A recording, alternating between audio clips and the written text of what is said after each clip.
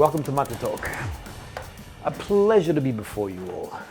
I was having a conversation with Grace in the background. How long is this MATÉ Talk going to go for? The future is yet to be revealed to me. To you it has been exposed. I'm saying 30 minutes. Grace? What are you saying? 46 minutes. This is going to be a short MATÉ Talk. Let's see how we go. Hope you have an awesome drink. Mine, of course, is my MATÉ. Boom, baby. And today we've got a whole bunch of Meo Fusciunis. And I'll tell you why. What inspired this conversation? First, announcements at the end. 9-day luxury tour. We've got some exciting extra news to tell you. Again, all to do with Meo Fusciuni. Today is a Meo Fusciuni day. Then there is the Oillataguerre meetup, and finally the birthday promo. But I'll tell you more about that shortly. Now, I had a comment come through from a gentleman by the name of Andrew. He's from Ireland, Northern Ireland. He's Irish. And he asked me the question, boom,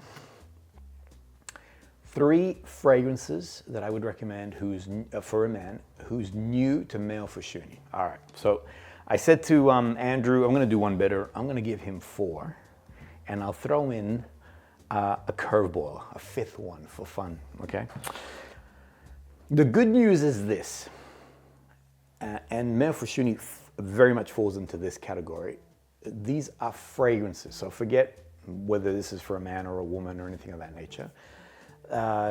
Spray it, see if you like it. If you do, awesome, because the first one I'm going to recommend to you really was designed as a fragrance for a woman. So back in the 1880s, the Violetta di Parma was the classic fragrance that was created as I guess the ultimate female fragrance for within that region. It became a big hit throughout Italy and extended itself, yada yada.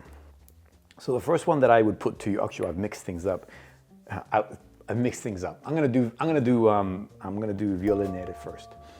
So Viole Nere is, and even if you watch this particular episode here, I had a chance to be with Meo, and he mentioned that he wanted to give himself a challenge, and that was to grab a classic recipe, Violetta di Parma, and he is not in Salso Maggiore Terme, not far from that region. So Parma was probably about, well, the town of Parma is probably about half an hour away. Okay, so he's in that whole zone. He wanted to give himself the challenge of creating a modern version of that old classic. He even mentioned that when you say Violetta di Parma in that area, they all think, oh yeah, my grandmother's perfume. And so he took on the challenge of creating a fragrance that I guess, tips its hat to the past and acknowledges that history, but now brings it into a very modern expression of that violet note.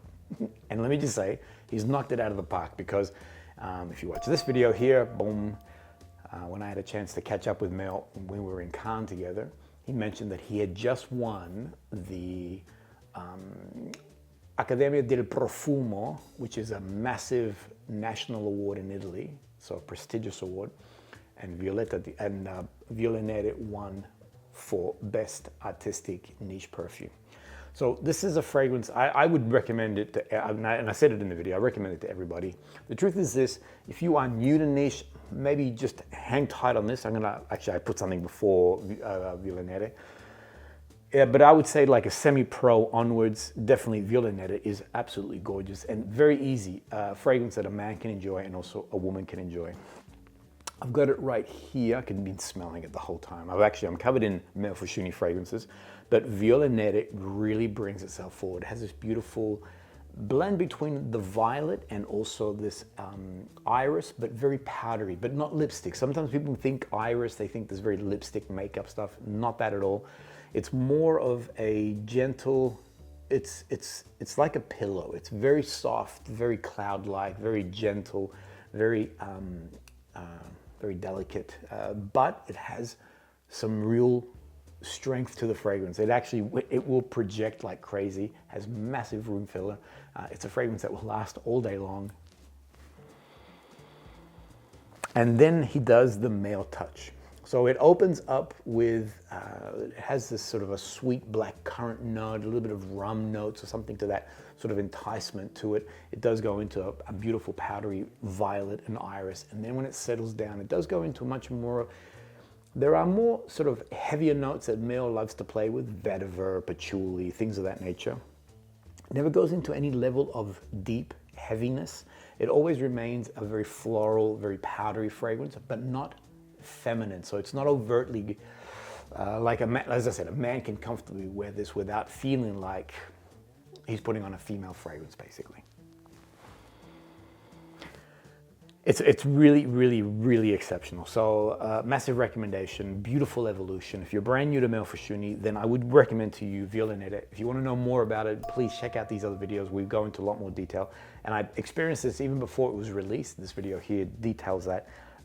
So it gives you more insight into that. The other one that I would put forward to you, which I started, but was meant to start the conversation with, is Sogni. Got on the opposite arm. So these are more of his latest expressions. I think Sogni was released in 2022. Viole Nere was released in 23 last year, or the year before, sorry.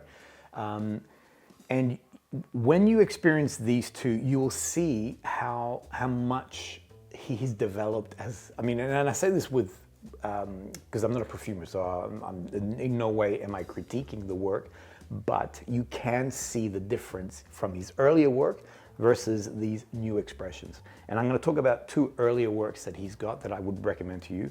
These two newer stuff that he's created is something that I would start here, because you'll be able to experience the complexity that he's developed when it comes to these particular fragrances. As I mentioned, Sogni is one of those where if you've had a chance to be, of having gone to Japan, the moment you smell this, it literally transports you to that environment. I know that when I first experienced it, have a look at this video here. This is the very first time that I came across it. And I actually, in that video, you can see my thoughts and everything else. And it took me to a location. It took me to a place we had a chance to visit. The Osaka temple. We did some meditation. I had some rice with the gentleman that was actually, or the monk that was actually taking us through that meditation. It took me to that moment. And if you watch that video, you can see me going, I can smell the rice, I can smell all the different pieces there. On opening, you're getting a very clean and clear hay-like quality to it, but also with this pine sort of menthol, not sharpness, but definitely wood-like. And sorry, because my brain's going in all sorts of directions. And that's what you're definitely getting. So you're getting, on that opening, you get a tatami mat. You are getting a rice note, so you are getting like a cereal note coming through. You are getting these pine needles and all the rest of it. As it begins to dry down, it does go into a sandalwood fragrance. So this is Sogni is a fragrance that you can easily appreciate without having to sort of understand these deeper notes that Meo loves to play around with. Recently, we did the one-day tour in Milan, a gentleman by the name of Mohammed, this gentleman right here. He mentioned to me that he wants to explore all things Meo Fusciuni and all the rest of it. We were at a stand, so we were in Excellence. We were at a stand and I could see the Meo Fusciuni stand. And I actually said, Mohammed, come with me. I pulled him out of the conversation that was happening there. We went across, he sprayed Sogni, and the reason why I also wanted to do that, he mentioned that he'd been to Japan and he wanted to, when I mentioned him about Sogni, he's like, I'd love to smell it. Anyway, long story short, boom. This is, so after the one-day tour, we kept a very lively conversation in WhatsApp, and he posted this as one of his, everybody was sharing their perfume hauls, and he included this one, and I was so happy to see this particular image here of Sogni included in that particular haul.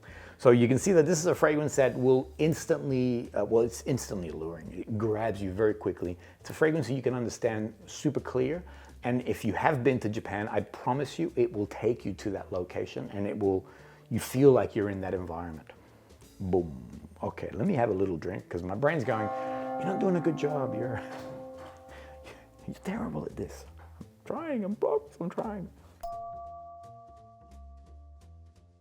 Look at these beautiful images. Actually, these images here, I've had a long, multiple opportunities to spend time with Meo.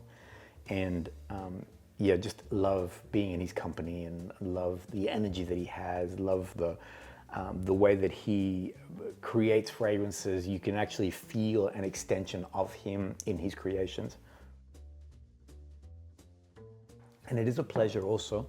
The energy that he radiates is something, it's something tangible. You actually feel like your vibrations are lowered by being in the company of Meo. I love also in the last video that I did when he mentioned that, and watch my response to it, when he mentioned that as he was sitting in the auditorium waiting to find out who was going to be the winner, and obviously he was being nominated for Viole Nere, and he's saying to himself, I'm not going to win, I'm not going to win.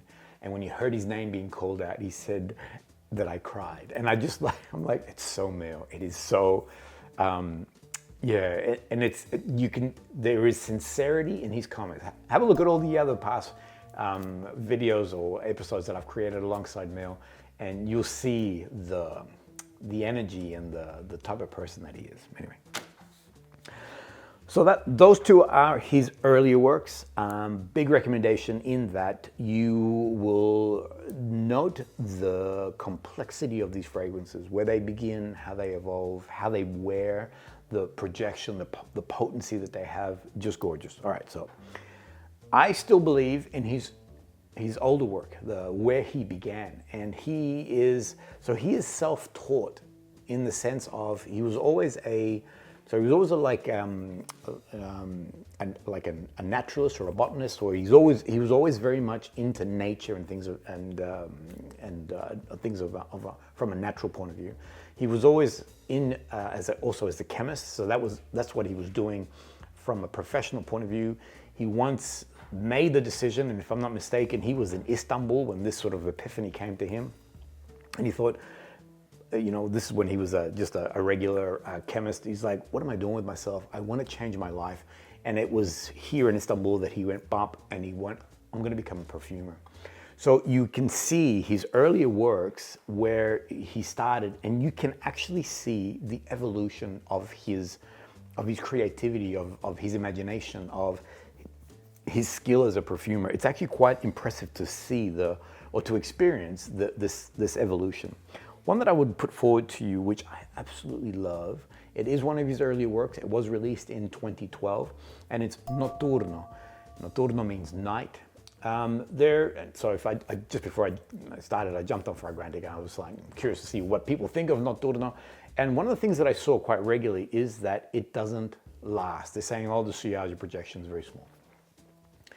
So Notturno, meaning night, I always interpret it as this is your evening fragrance. So if you're going to wear it on a sunny day like today, yeah, guess what? I don't think it's designed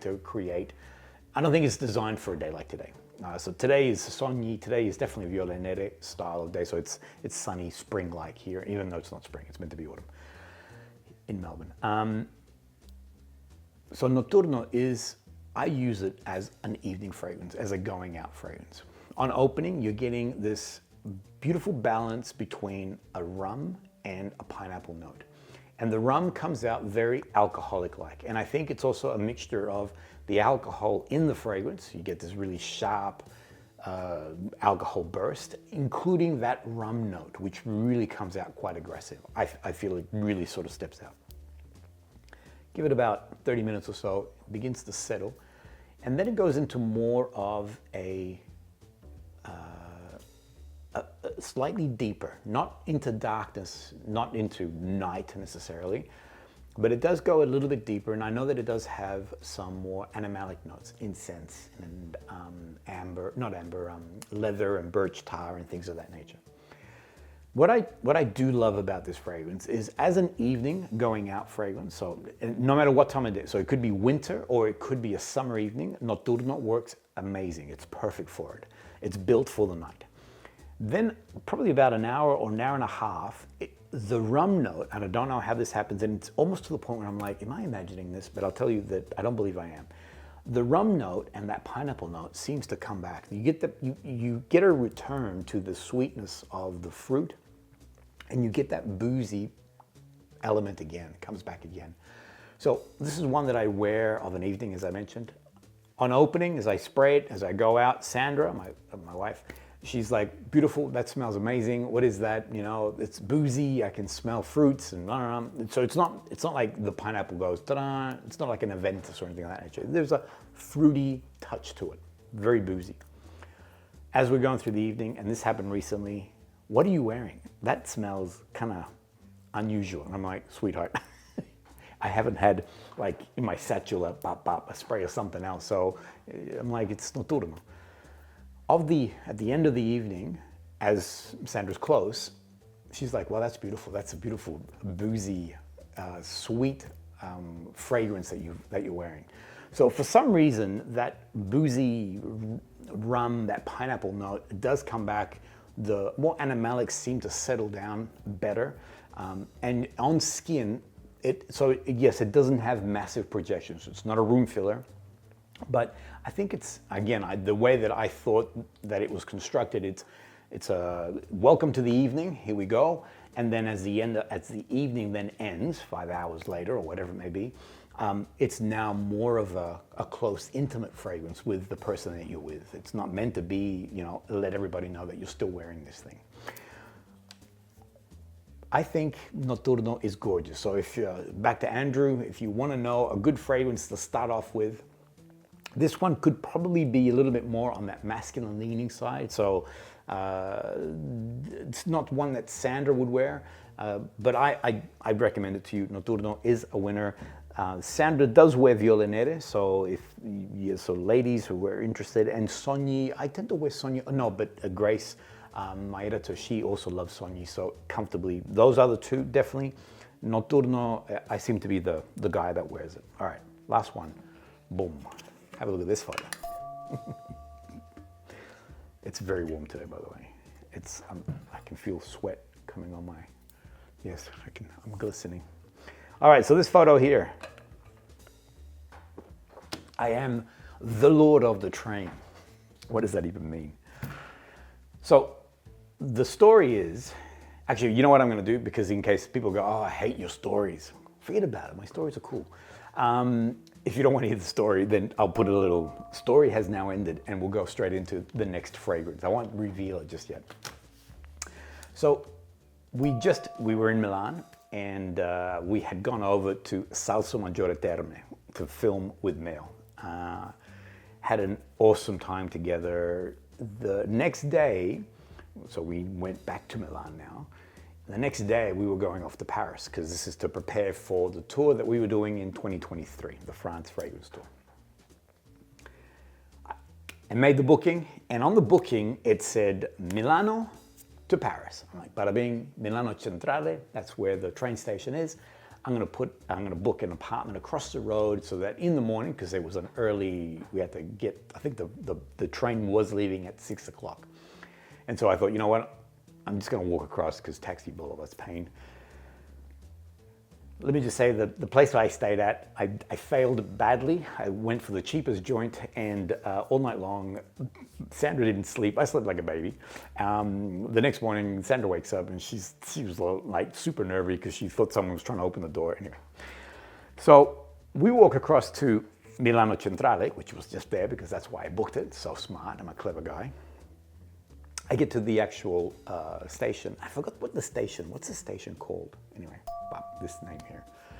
And in Italian, I said, in my very beautiful Italian, I said to the person that was there at 5:30 in the morning or whatever it was, scusa, questo platform, I can't remember how to say, stazione? No, it's not stazione. Anyway, and the guy is like, he couldn't be bothered. He's like, bro, it's 5:30 in the morning. I mean, what are you busting my chops for? And he just goes, yeah, that way, bro. So I'm like, okay, off I go, da. And normally what happens with the trains is that they don't reveal the trains in Italy. They don't tell you what the station is until it's like 15 or so minutes. But I couldn't see my train on the board. And I'm like looking. I'm like, where is this train that's going to Paris? I'm like, I can't see it. It's weird. So off I go again to find somebody else and say, you know, scusa, questo pipadaboop. How do I? They looked at me and he's like, you're stupid. And he said again, station uno, stazione uno, bah. I'm like, okay, so off I go. And I'm like, babe, to my beautiful wife, it's on platform 1. So off we go towards in Milano Centrale. And if those who've been to Milano Centrale, you'll know that it's like a massive cave. It's cavernous, it's huge, it's huge. It's like a world in itself. Anyway, we start walking out towards platform 1. And I'm like, something doesn't feel right. This is not right. Something's off. Now I remember looking at my watch. We had now about 20 minutes. And I'm like, you know, if I don't find this thing soon, I'm gonna miss my train when I'm done.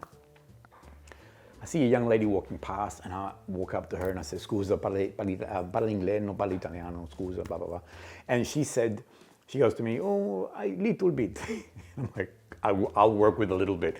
And I showed her and I said, I'm going to Paris. And she looked at it. She's like, Porto Garibaldi. And I'm like, yeah, okay. She goes, this is Milano Centrale. In that moment, literally like a lightning bolt, I'm on the wrong station. It's not even the wrong platform. I'm just in the wrong place. And I'm like, where's Porto Garibaldi?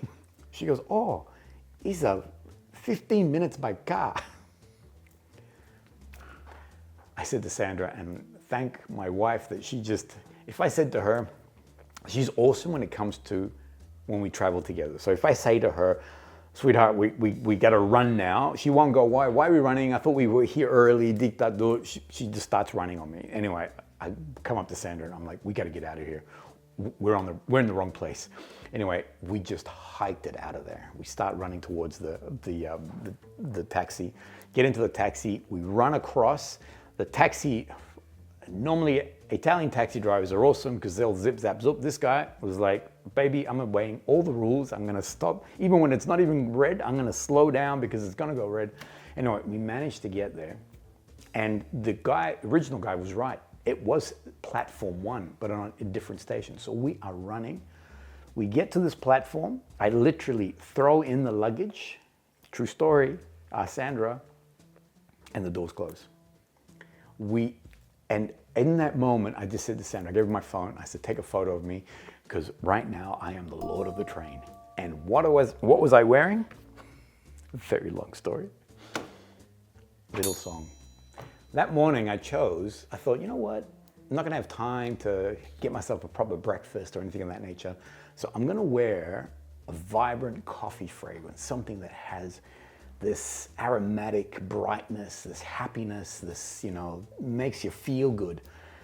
Throughout this whole journey, every time I smell Little Song, the whole scene plays itself. From the moment that I left the apartment, walking across the road, and the whole feeling of Milano Centrale, running to go to the Porta Garibaldi, it's all Little Song. And in that moment, when I'm standing there and I'm sweating because I'm all like, I just threw these bags into the train before it left, it was Little Song that was playing all around me. So, a massive recommendation. Little Song is probably one of the best coffee fragrances that I own. What's my time? Let me finish here. It's one of my best coffee fragrance that I have. It does this wonderful balance between because sometimes coffee can be very acrid. It has this sort of bitterness to it. In no way does it have that. Then sometimes other coffee fragrances that I have experienced and have in my collection can be either milky and a little bit sugary and all that. It doesn't have that either. This here, and I don't know how he's done it. All I know is that it has, and some of the keynotes is coffee, a rose, and then tobacco. That's what it's, this sort of aromatic, leafy, earthy tobacco in the base. All the way through, you're getting the most divine, just gentle coffee note all throughout the whole fragrance. It does have, that rose does lend it to a slight floral, but it's not to my nose, it's not a clear, clean rose. You know, here is, you know, that rose note that can sometimes be familiar because we smell it in creams and whatnot. On the other hand here, And the funny thing is, as I showed it to Grace before I started, I'm like, what can you smell? And I was actually surprised that she didn't instantly pick up coffee. Instead, her comments were like a raisin, like a caramel, like a dark fruit sort of element to it. And one thing that I do pick up on it is like a caramel licorice. So think that aniseed, but there is a sweetness in there. There's an awesome lolly candy in Italy, which is caramel and licorice. And I'm telling you, I can eat bags of that stuff. It's so, so beautiful. I'll put it here. Anyone who goes to Italy, you gotta have it. If you like aniseed or sort of licorice flavored things, but with a beautiful caramel sweetness, and it's just delectable, and it's creamy in the mouth. It's gorgeous. Anyway, this is what it makes me think of. So you're getting that coffee sort of brightness, not sharpness, the brightness, but with this like dark fruit, sweetness, licorice, caramel, but the floral is there. Not a clean rose, but a beautiful floral comes through. Gorgeous. And I did it again. I'm smelling it and I'm like, Lord of the Train, baby. Lord of the Train. Boom, there you go. So these are 4 fragrances. Andrew, just for you, my friend. 4 fragrances that if you're brand new to Meo Fusciuni, any of these 4, personally, all 4 are just on the money. All 4 you will absolutely enjoy. Now, what I'm gonna show you is the 5th one, but before I go there, I'm gonna cut. I'll be back. And back. Not bad, 26 minutes. So I'm not gonna get my 30, but there's no way this is gonna go for 46. So Grace is gonna lose. All right, the last one that I wanna put to you is Buio. And this is going back to my comment about seeing Meo, the reason why I'm hesitating is because, as I said before, in no way would I ever dare be a critic or speak as if I know anything about perfumery. I know zero, other than enjoying a beautiful perfume for myself. I know nothing about constructing it. And so for me to give any level of critique in that, I just feel like that is so, I'm out of line, completely out of line. But all I'm saying is that if I look at Meo's earlier work, Notturno, and enjoy that, and then all of a sudden jump across to his new stuff, you're like, whoa.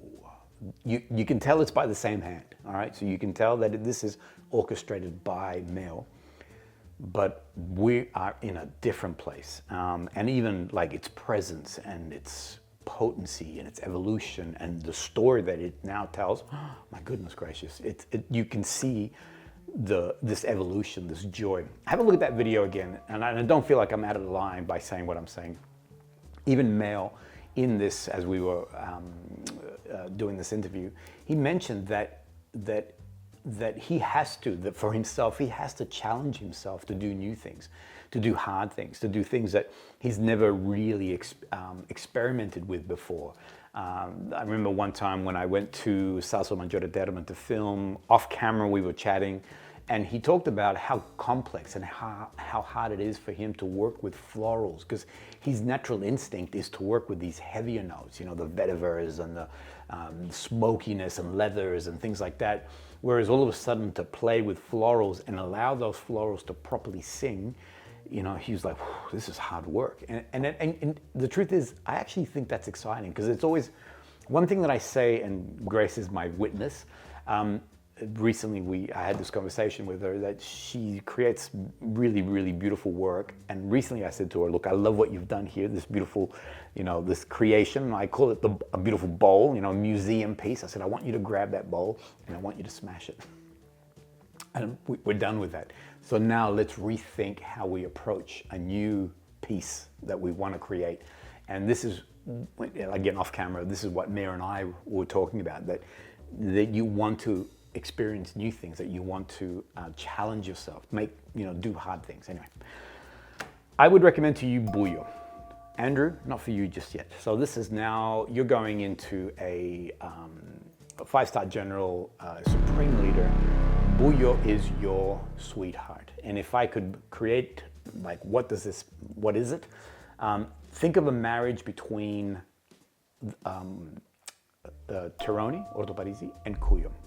So you're getting the Terroni woody, smoky, that just, resonance, almost like you feel like the ground is shaking, blended in with this leather element to it.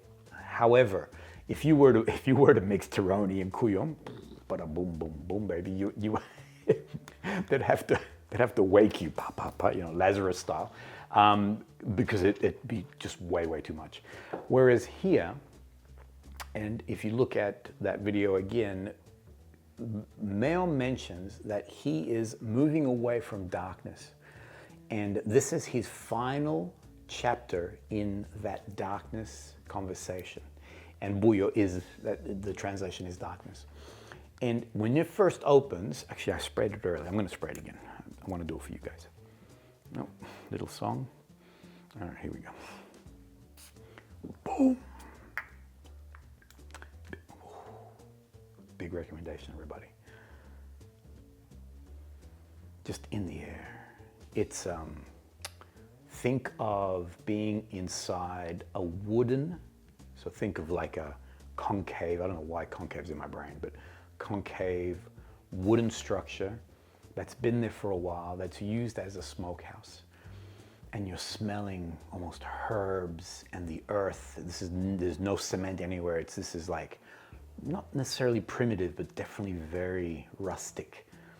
And you can smell the smokiness that's been used, that's seeped into that wood, but you can also smell the wood, you can smell the earth.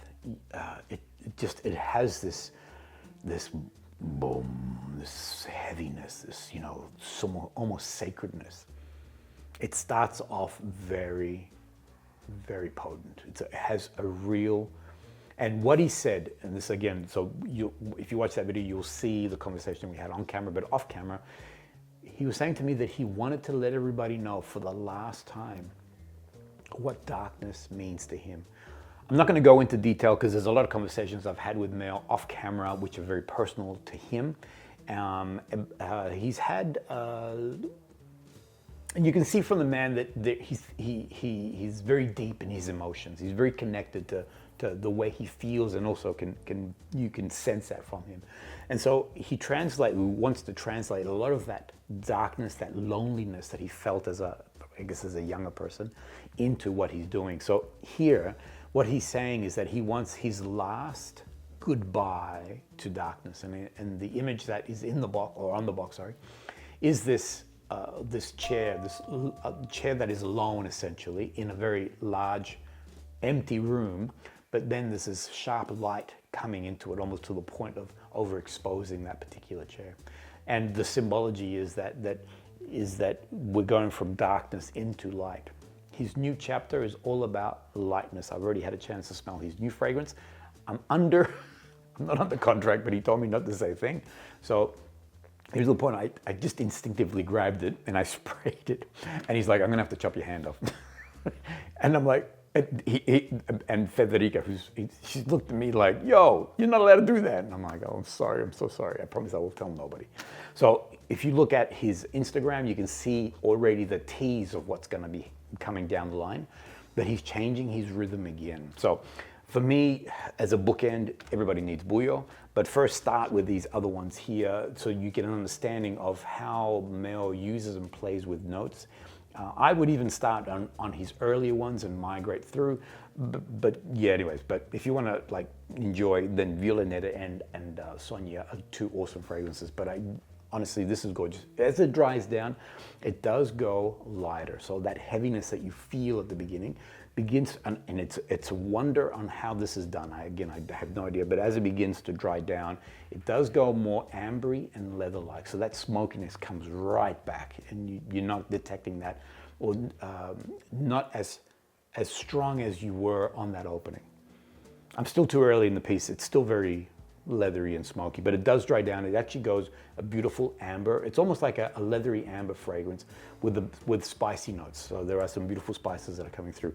Gorgeous fragrance to wear on cooler weather. I have worn it in warmer weather, and it works beautiful of an evening, not a full sunny day, because, excuse me, it might be a bit hot, a bit too strong. bada boom, we're done. Meo Fusciuni, big recommendation. I do love the work that he does and how he expresses himself.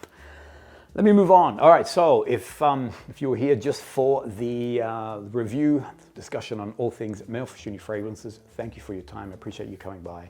Hope you liked something there. Hopefully something pinged that you might want to explore. I do recommend test first. The Fusciunis are not a blind buy sort of experience. You want to make sure that you experience it, so that you experience first rather than just blind buying. If you're going to leave me now, thank you so much. We're about to go into community. If you enjoyed this content, please subscribe. It's a great support to us, and it's a great support to the channel. So thank you, and we'll see you next time. Otherwise, let's keep going and let's talk about the community stuff. All right, so we've sort of amping up our conversation on all things 9-day luxury tour. And that's because we've got 4 spots left. And so we want to see who might be interested to join us. The tour is happening in September. It is a 9-day luxury, meaning that you're going to be spending 3 days in each of the key cities in Italy, Milan, Florence, and then Rome. You are staying in gorgeous hotels. I mean, look at some of these properties. You will be dining at amazing restaurants. Look at this beautiful stuff here. And we are creating some very unique bespoke experiences. I always talk about by being with us, what you'll have, and what, I guess, without us, what you could do. Now, with us, Meo Fusciuni, we've got a huge, and it's been quite a lot of planning has gone into this. Myself and Meo and his partner Federica, we've been sort of bouncing around. What can we do that's going to be totally unique? So yes, we will be having a masterclass with Meo. He's going to go through the fragrances. One thing that he suggested is, what if I show the guests how I use or like to use certain notes? For me, I love this. I did an episode, this one here, and when we talked about the different styles of vetivers that he enjoys using and where they're from. And it's wild, it's vetiver, but yet from the region that it comes from, it has a different nuance. It has a different accent to the actual note. And he has the ability to know how to which one to use and where to construct it. So we're going to do that. We're going to actually discover notes alongside Meo. As I mentioned, we will talk about his fragrances, do a masterclass alongside the creator himself. We have another event, which I'm not going to tell you about because we want to keep this as a surprise, but it's something that Meo would like to construct, and he's going to bring together for those people who join us. We will be obviously having lunch together, so that's an exciting event with Meo. It is a full day experience, and what we're planning to do is from Milan, we will go to Sarzana, which is out towards Liguria, which is near the Italian Riviera.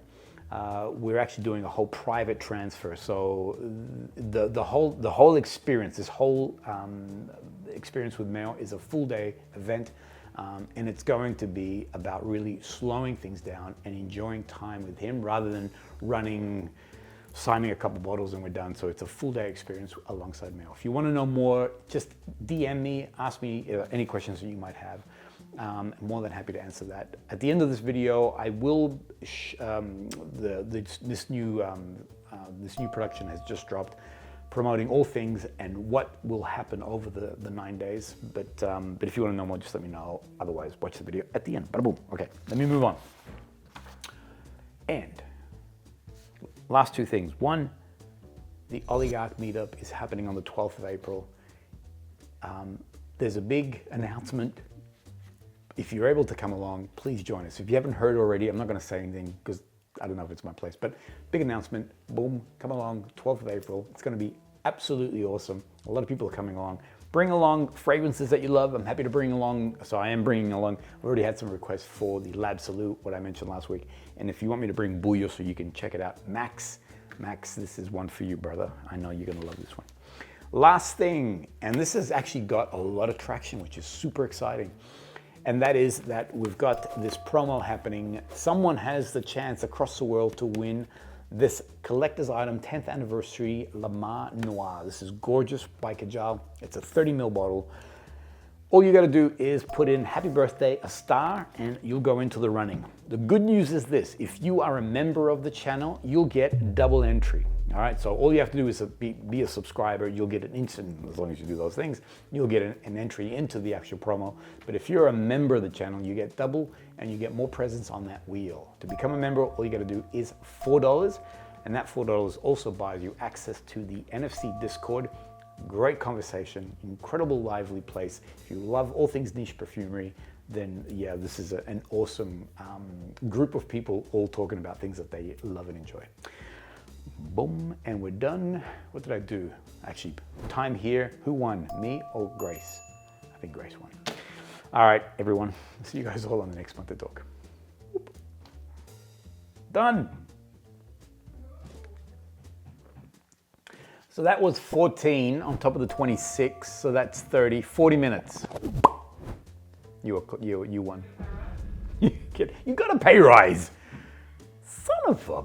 Are you in love with niche perfumery? What if you could meet the visionaries behind these niche fragrances? What if you could slow this right down and enjoy a full day experience with them, including lunch and being able to go behind the scenes?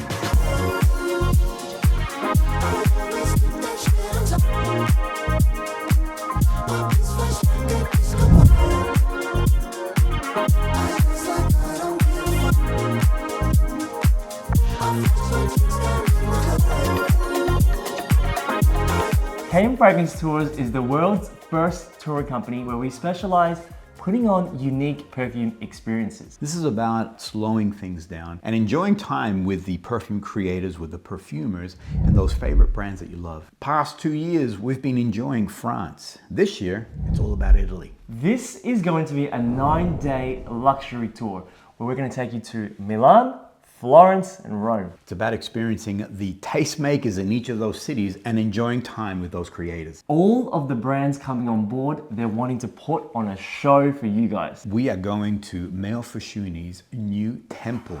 This is in Sarzana. He's moved from Salso Maggiore, coming to Sarzana, and it's a whole new expression.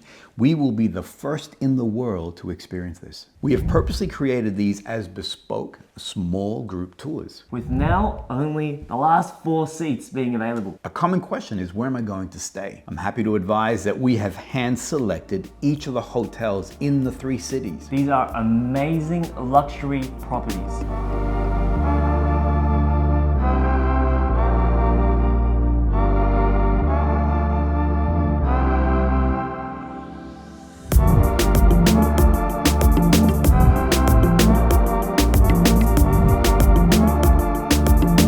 Take a look at the first property we'll be staying at in Milan. Magna Paz, this is the first perfume hotel in the world. Everywhere that you go within Magna Paz is actually perfumed in a different way. Every room has its own signature scent, and you'll have a chance to do an olfactory check-in. Now what does this mean? We're gonna send you the set of L'Absolu fragrances. Every fragrance actually belongs to a room in the hotel. You have the chance now in the luxury of your own home to select the fragrance note that resonates best with you, and we'll lock in that room just for you.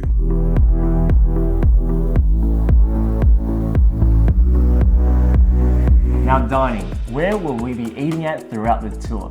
We have picked Michelin recommended restaurants for us to relax, experience the authentic local flavor of Italy. I'm happy to say that I've tested these restaurants. When I was recently in Italy, we actually went to these places to make sure that they're going to be good enough for you. Now you don't need to be an expert to join us on these tours. Not at all. It's about loving perfume, and it's about discovering more behind the scenes than just the bottle itself. It's about the creator, it's about these experiences, it's about learning more alongside these beautiful perfumers. The last few years we've had guests that have just started their niche fragrance journey join us, and even some couples that actually brought their partner along who didn't really know anything about perfumes at all, but loved their experience on the tour. It's about the pleasure of being in this unique location alongside someone who is the master in their field. Visionary, an artist in their craft. And it's about the joy and the pleasure of travel. Now this isn't just a tour. It's a journey through scent, through the history of Italy, with people who share your passion for fragrances. 4 spots left. We'd like to invite you to join us on this upcoming tour. If you want to know more, please email us or jump on our website for further details.